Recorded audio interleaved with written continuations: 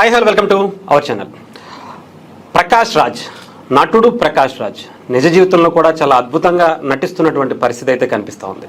అలాంటి నటుడు ప్రకాష్ రాజ్ రీసెంట్గా తరచూ హిందూ దేవతలపైన, హిందూ ఆచారాలపైన వివాదాస్పదమైనటువంటి వ్యాఖ్యలు చాలా నిత్యకృత్యం అయిపోయింది. దీని మీద మాట్లాడేందుకు మనతో పాటు శివశక్తి కళ్యాణ్ గారు ఉన్నారు. ఆయన అడిగి నటుడు ప్రకాష్ రాజ్ మీద తెలుసుకునేటువంటి ప్రయత్నం చేద్దాం. సార్ నమస్తే. నమస్తే. నటుడు ప్రకాష్ రాజ్ జాతీయ ఉత్తమ నటుడు అంటారు, కానీ నిజ జీవితంలో కూడా చాలా అద్భుతంగా నటిస్తున్నట్టుగా కనిపిస్తాం.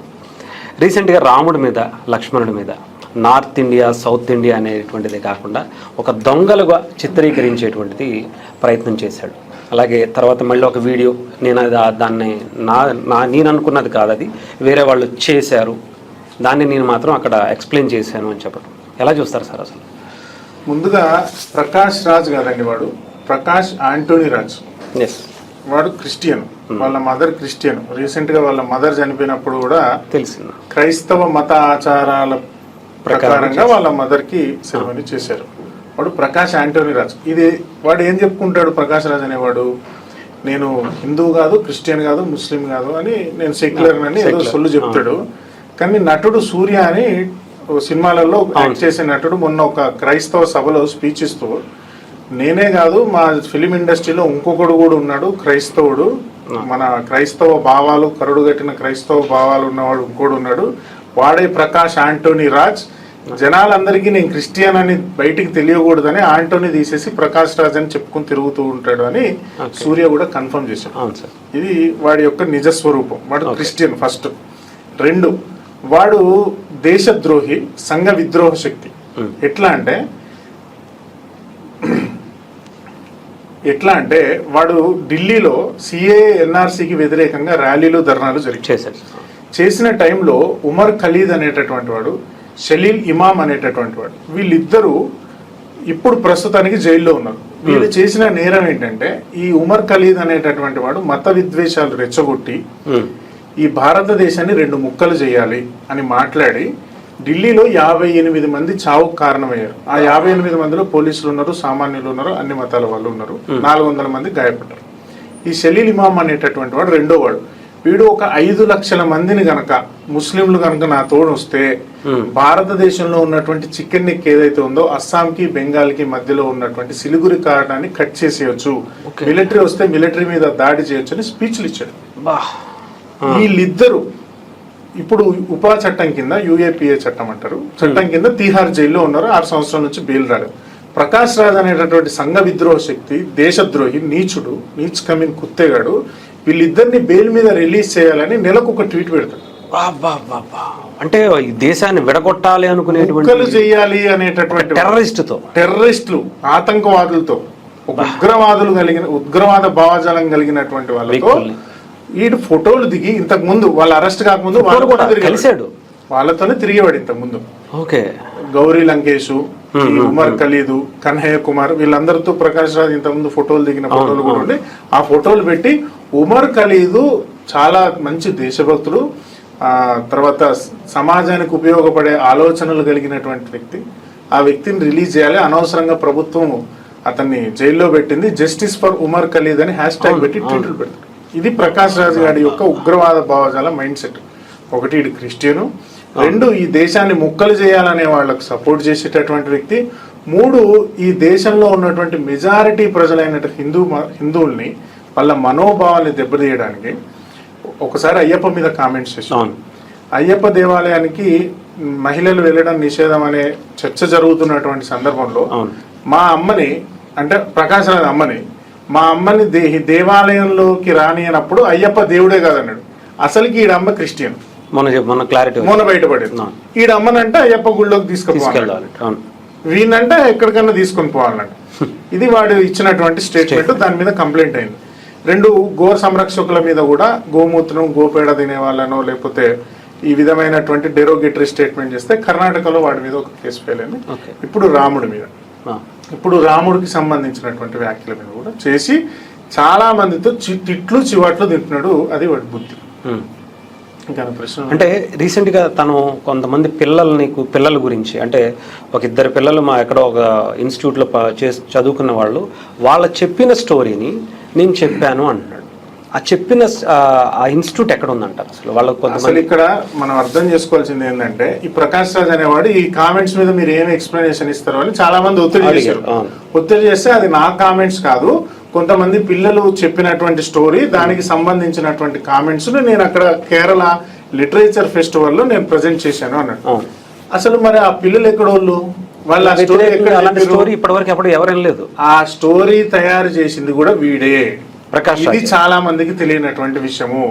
ప్రకాష్ రాజ్ గారికి ఒక ఇంక్యుబేషన్ ఉన్నది. అంటే థియేటర్ ఆర్టిస్టులను తయారు చేయడానికి చిన్నప్పటి నుంచే నాటక రంగానికి సంబంధించి యాక్టింగ్ నేర్పించేటటువంటిది కర్ణాటక శ్రీరంగపట్నంలో ఒక ఇంక్యుబేషన్ స్టార్ట్ చేసిండు.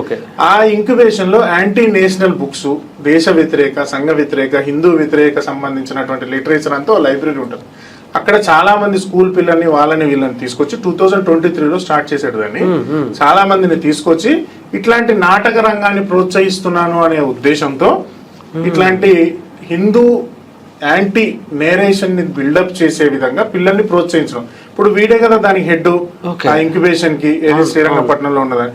వీడికి ఏ విధంగా నచ్చుతుంది? ఈ దేశానికి వ్యతిరేకంగా, హిందువులకు వ్యతిరేకంగా నాటకాలు వేస్తే నచ్చుతుంది. అంటే ఒక వ్యవస్థని నడిపిస్తున్నాడు. అసలు అలాంటి లిటరేచర్ తయారు చేసి అక్కడ ఉన్నటువంటి వాళ్ళల్లో, మెదళ్ళల్లో, చిన్న పిల్లల్లో విషయాన్ని ఎక్కించింది వీడే.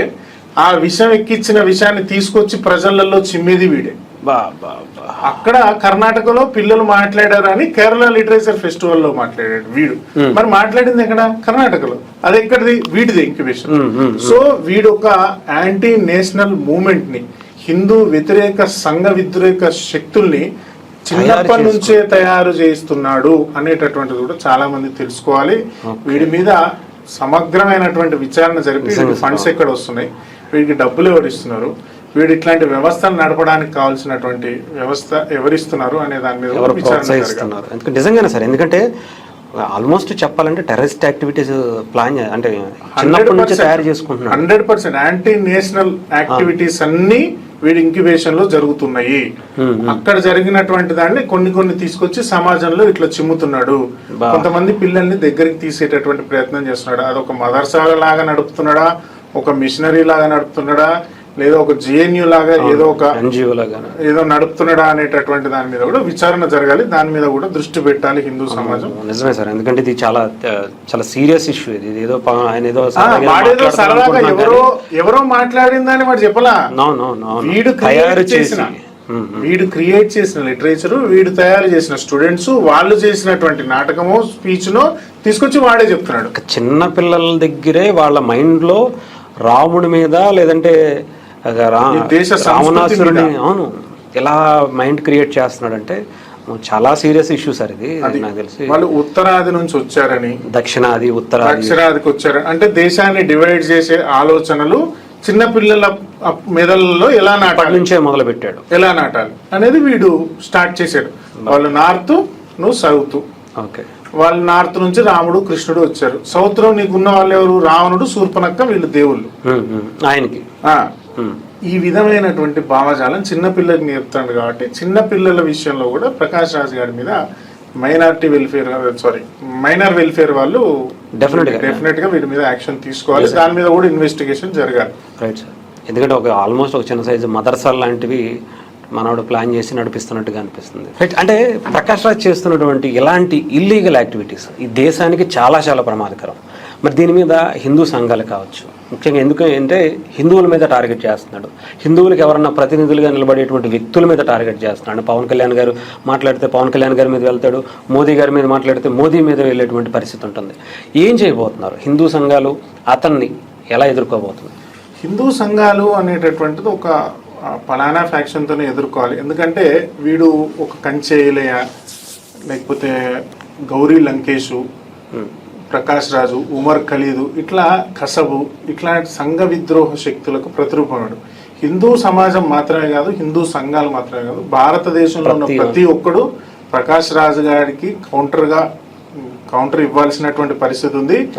మా హిందూ ఆర్గనైజేషన్స్ ఆలోచిస్తున్నది ఏంటంటే వీడిని తెలుగు సినిమాల్లో నుంచి బైకట్ చేయాలండి. ఫస్ట్ వీడిని తెలుగు సినిమా ఇండస్ట్రీలో ఉన్నటువంటి నిర్మాతలు కానీ, డైరెక్టర్లు కానీ వీడిని ఏ సినిమాలో తీసుకోవద్దు.